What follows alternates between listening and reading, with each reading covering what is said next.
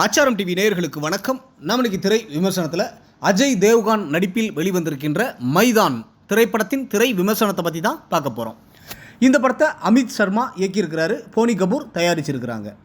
1951 முதல் 1962 வரை இந்திய கால்பந்தாட்ட அணியில் பல்வேறு வீரர்களை உருவாக்கி இந்தியாவிற்கு உலக அரங்கில் பெயர் வாங்கி தந்தவர் ரஹீம்.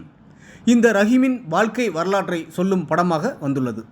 இந்த படத்தோட கதை என்னன்னு பார்த்தீங்கன்னா, கல்கத்தாவை மையமாக கொண்டு இயங்கும் கால்பந்தாட்ட அணியின் கோச்சராக இருக்கின்றார் ரஹீம்.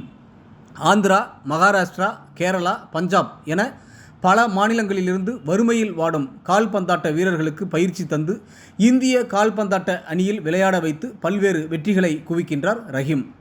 ரஹீம் மீது பொறாமை கொள்ளும் கால்பந்தாட்ட சங்கத்தின் முக்கிய பொறுப்பில் உள்ள ஒருவர் மாநில ரீதியிலான பாலிடிக்ஸ் செய்து ரஹீமை கோச் பதவியிலிருந்து நீக்குகின்றார். முடிவில் கால்பந்தாட்டத்தில் கோச்சராக சேர்ந்து வெற்றி பெற ரஹீம் சந்திக்கும் பிரச்சனைகளும் சவால்களும் தான் இந்த படத்தின் மீத கதை. ரஹீம் வாழ்ந்திருந்தால் இப்படிதான் அவமானங்களை சந்தித்திருப்பார், வேதனைப்பட்டிருப்பார் என்பதை ரஹீமாக வாழ்ந்து காட்டியுள்ளார் அஜய் தேவ்கான்.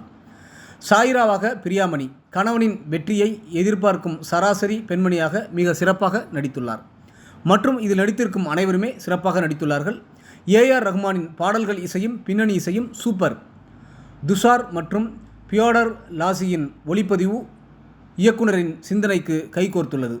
பீட்டர் தங்கராஜ், துளசிதாஸ், பலராம், PK என 1950களில் இந்திய கால்பந்தாட்ட அணியில் இடம் பிடித்த வீரர்களை கண்முன் கொண்டு வந்து வீரர்களை பெருமைப்படுத்தியுள்ளார்.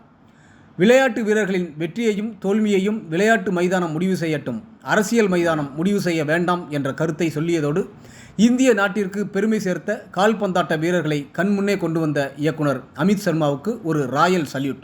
ஒட்டுமொத்த படக்குழுவினருக்கும் ஆச்சாரம் டிவி சார்பாக வாழ்த்துக்கள்.